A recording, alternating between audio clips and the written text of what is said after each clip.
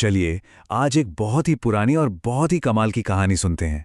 ये कहानी है एक राजा की, जिसकी एक छोटी सी यात्रा ने समय को लेकर हमारी सारी समझ को ही हिलाकर रख दिया। ये एक ऐसी कहानी है जो हमें बताती है कि समय शायद वैसा नहीं है जैसा हम उसे समझते हैं। ये एक सीधी लकीर नहीं, बल्कि एक नदी की तरह है, जो कहीं तेज बहती है तो कहीं बिल्कुल धीमी। सोचिए जरा, ये सिर्फ एक सवाल नहीं है, ये वो हकीकत है जिसका सामना राजा कुकुदमी और उनकी बेटी रेवती को करना पड़ा। एक ऐसा इंतजार जिसने उनसे उनका घर, उनका परिवार, उनका पूरा का पूरा जमाना ही छीन लिया। तो चलिए इस हैरान कर देने वाले सफर पर चलते हैं। हमारी कहानी शुरू होती है सतयुग में, जिसे मानवता का स्वर्ण युग या गोल्डन एज भी कहते हैं। उस जमाने में एक शहर हुआ करता था, कुशस्थली। इतना शानदार कि आज हम उसकी कल्पना भी नहीं कर सकते। सब कुछ परफेक्ट था, लोग अच्छे थे, दुनिया में कोई कमी नहीं थी। लेकिन इतनी अच्छी दुनिया में भी एक ऐसी मुश्किल थी जिसका किसी के पास कोई जवाब नहीं था। असल में उस युग का पैमाना ही बिल्कुल अलग था।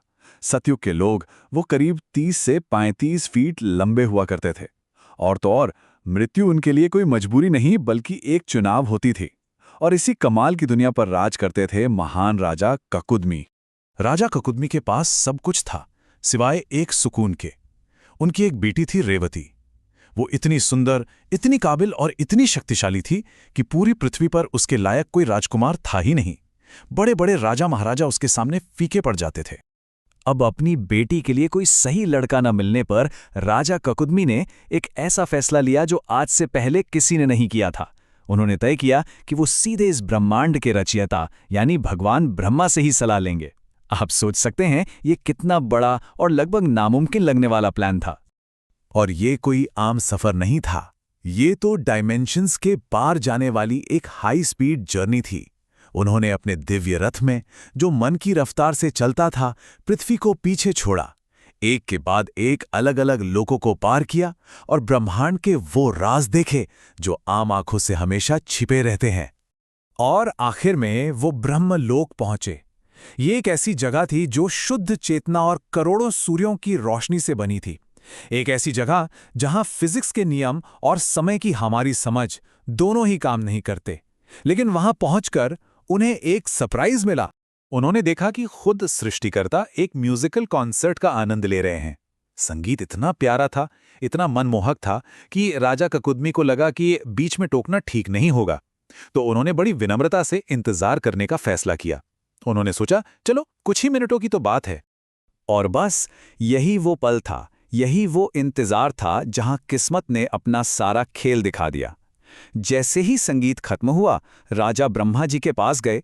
उन्हें इस बात का जरा भी अंदाजा नहीं था कि उनके इस छोटे से इंतजार ने सब कुछ हमेशा के लिए बदल दिया है। बड़े उत्साह के साथ राजा कुकुदमी ने वो लिस्ट ब्रह्मा जी को दिखाई, जिसमें उन्होंने अपनी बेटी के लिए कुछ राजकुमारों के नाम चुने थे। उन्हें पूरा यकीन था कि अब बस उनकी मुश्किल हल होने ही वाली है। लेकिन ब्रह्मा जी जोर से हंसे और उन्होंने एक ऐसा सच बताया जिसे सुनकर राजा के पैरों के नीचे से जमीन खिसक गई।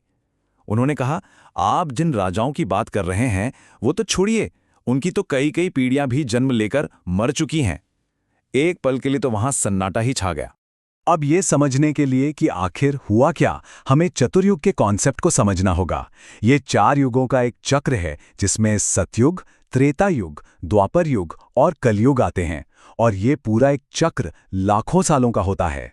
ब्रह्मा जी ने जो बताया वो किसी के भी होश उड़ाने के लिए काफी था। उन्होंने समझाया कि जितनी देर उन्होंने ब्रह्मलोक में एक गाना सुना, उतनी सी देर में पृथ्वी पर 1 या 2 नहीं, बल्कि पूरे 27, जी हां 27 चतुर्युग बीत चुके थे। तो आप देख सकते हैं, ब्रह्मलोक में बीते कुछ मिनट पृथ्वी पर लाखों करोड़ों साल के बराबर थे। उनका पूरा समाज, उनका पूरा इतिहास, सब कुछ मिट्टी में मिल चुका था। ये समय के सापेक्ष होने यानी कि रिलेटिव होने का एक जबरदस्त उदाहरण है। आज मॉडर्न साइंस भी तो यही कहती है। आइंस्टाइन की थ्योरी ऑफ रिलेटिविटी के हिसाब से अलग अलग जगहों पर अलग अलग गति से समय भी अलग अलग रफ्तार से गुजरता है। इसी को टाइम डायलेशन कहते हैं। राजा ककुदमी तो पूरी तरह टूट चुके थे। उनका सब कुछ खत्म हो चुका था। तब ब्रह्मा जी ने उन्हें समझाया और एक नया रास्ता दिखाया। उन्होंने कहा कि पृथ्वी पर इस वक्त द्वापर युग चल रहा है और रेवती की शादी बलराम से होगी जो भगवान विष्णु के ही अवतार हैं। अब उन्हें एक ऐसी दुनिया में वापस लौटना था जो उनके लिए पूरी तरह से अजनबी थी। जब वो पृथ्वी पर वापस आए तो वो मंजर दिल दहला देने वाला था। हवा में जहर घुला हुआ था। वहां के छोटे छोटे लोग उन्हें देखकर दैत्य समझकर भाग रहे थे, और उनकी प्यारी नगरी कुशस्थली, उसका तो नामो निशान तक नहीं बचा था। वो अपनी ही धरती पर, अपने ही घर में अजनबी बन चुके थे। बहुत भारी मन से राजा ने बलराम को ढूंढा, और वो मुलाकात, यकीन मानिए, इतिहास का सबसे अनोखा नजारा रहा होगा। सतयुग की विशाल राजकुमारी और द्वापर युग के हीरो आमने सामने खड़े थे। ये सिर्फ लंबाई का फर्क नहीं था, ये दो अलग अलग युगों के बीच का एक बहुत बड़ा फासला था। देखने में तो ये जोड़ी एकदम बेमेल लग रही थी, लेकिन बलराम के पास इसका भी एक हल था। बलराम ने अपनी दिव्य शक्तियों का इस्तेमाल किया। उन्होंने अपने हल से एक तरह की दिव्य सर्जरी की, और रेवती का आकार छोटा होकर द्वापर युग के इंसानों के बराबर हो गया, और इस तरह उनका विवाह संभव हो सका। अपनी बेटी का विवाह करवाने के बाद राजा ककुदमी को समय का सबसे कठोर सच समझ आ गया। उनका राज, उनका परिवार, सब कुछ समय के बहाव में बह चुका था। वो समझ गए थे कि जो समय के साथ नहीं बदलता, समय उसे पीछे छोड़ देता है। अब उनका दुनिया में कोई काम नहीं बचा था। उन्होंने सब कुछ त्याग दिया और अपनी बाकी की जिंदगी हिमालय में ध्यान करते हुए बिता दी, उसी परम सत्य को सोचते हुए जो उन्होंने अपने सफर से सीखा था कि समय के इस विशाल सागर में हमारी पूरी जिंदगी, हमारी सारी चिंताएं बस पानी के एक बुलबुले जितनी ही हैं। और यही गहरा सवाल ये कहानी हमारे लिए छोड़ जाती है। जब हम समय को इस बड़े पैमाने पर देखते हैं, जहां युग पलक झपकते ही बदल जाते हैं, तो हमारी अपनी छोटी मोटी परेशानियां और तनाव कितने मामूली लगने लगते हैं, है ना? ये एक सोचने वाली बात है।